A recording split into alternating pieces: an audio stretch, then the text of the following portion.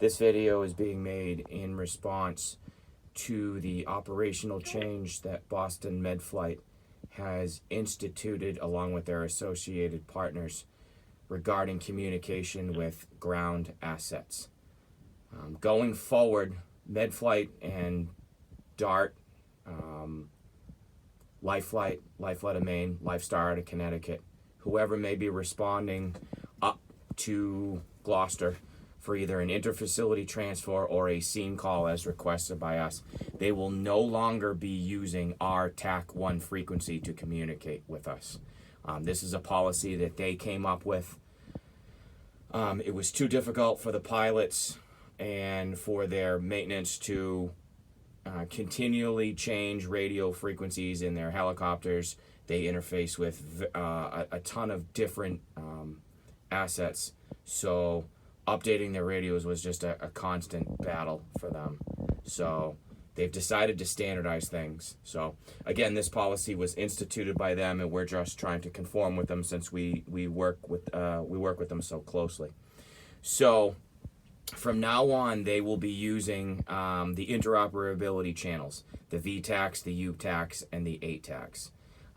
Our radios, both portables and mobiles, are programmed with the VTACs and the UTACs.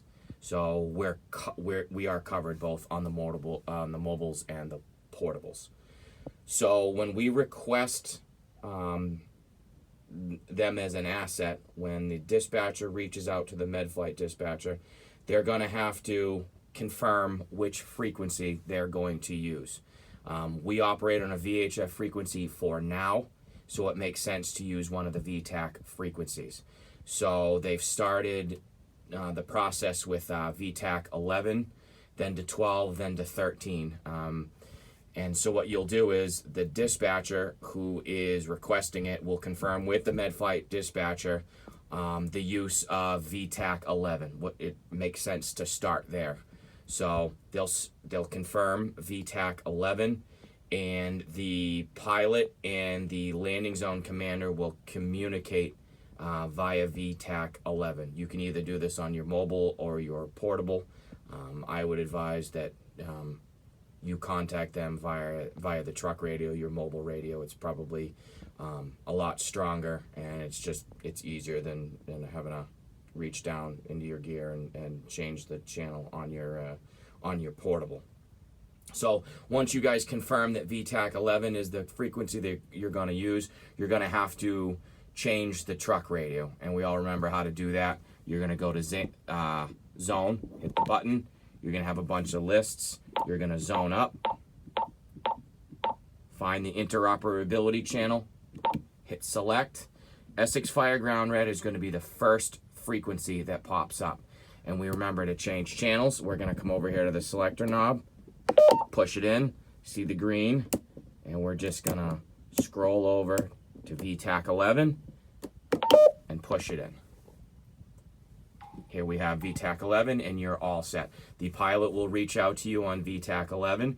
If you've noticed that when you're communicating with them, or you switch over early in anticipation of them coming, and you hear a lot of chatter on VTAC 11 and it doesn't seem to be associated with anything that we're doing, you have the ability to call Medflight back and tell them, hey, listen, VTAC 11 is not working, or it's clogged up. I think it's going to interfere with what's going on. We can go up to VTAC 12. And the easiest way to do that, again, is to just push in, channel up, VTAC 12. You have the ability to go up to VTAC 13, and that will work as well. When we switch to the UHF, we'll probably start using the UTACs, and it's the exact same process. They start with 41D, and they're all in the same bank. So easiest way to do is just push in, scroll all the way up to your UTACs. They're kind of up a little bit farther.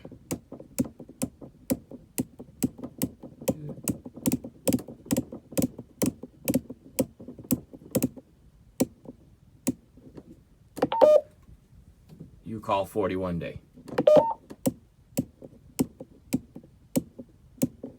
Okay. Easiest way to do it. And again, The next one up, if you call 41 is busy, you call 42D and all the way up.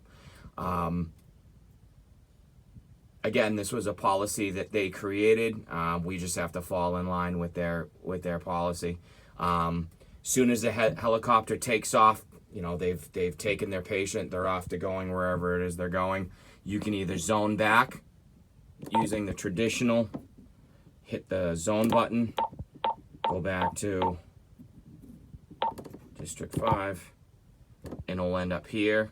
Or say you get lost and you're back up here in the interoperability bank, and you're here in VTAC 12. If you're ever not sure, home button, hit it, hold it, you'll end up back on TAC 1. And that's for any radio in any bank at any time. If you ever get lost, just hit the home button and it will drop you back into Bank 1, Channel 1, which is our TAC 1. This has been going on since April 1st. They instituted their new policy. Group 1 used it on Thursday with great success. I know Group 3 had a Medflight this past Sunday, and they ended up calling on TAC 1. That's probably because they were calling on all the VTACs and the UTACs, and we weren't answering, so they reverted to going back to the GFD TAC 1, but I can tell you from going forward that they're probably not going to do that anymore. I'm going to have the VTACs and the UTACs put into the watch station radio so the dispatcher can monitor it, but for now, this should suffice.